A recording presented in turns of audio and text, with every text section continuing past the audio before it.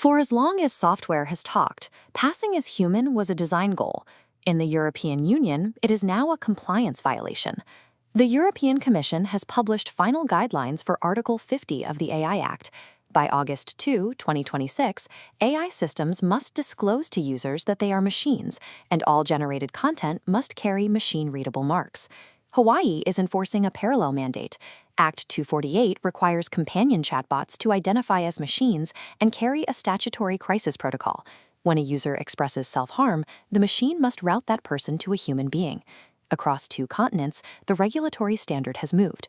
The question is no longer whether a machine can successfully mimic a human, but whether it is actually allowed to.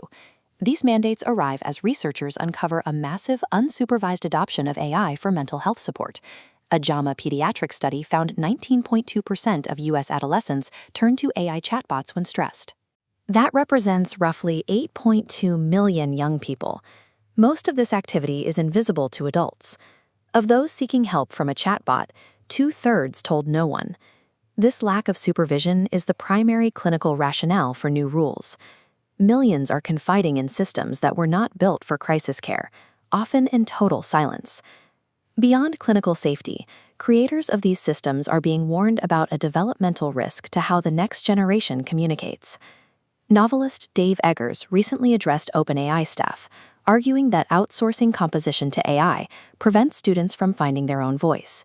He warned that if a machine speaks for them, they may lose the ability to tell their own story. This argument shifts the focus from academic cheating to identity. If composition becomes an automated task, the capacity for self-expression may never develop. While governments move to regulate the conversation, the machines are simultaneously solving mathematical problems that have stood for decades. This is a counterexample to the Jacobian conjecture posed in 1939. Anthropic's Claude Fable model produced this polynomial map over a single weekend, ending an 87-year-old mystery with a result any laptop can verify. This level of performance has moved philosophical debates into mainstream media. Last week, The Guardian's Ideas column asked if AI systems could be conscious, citing experts who say the possibility can no longer be ruled out. The companies building the models are contributing to this uncertainty. Anthropic's own CEO and its foundational constitution both acknowledge they cannot currently dismiss the possibility that their AI has moral patienthood. The era of the hidden machine is ending.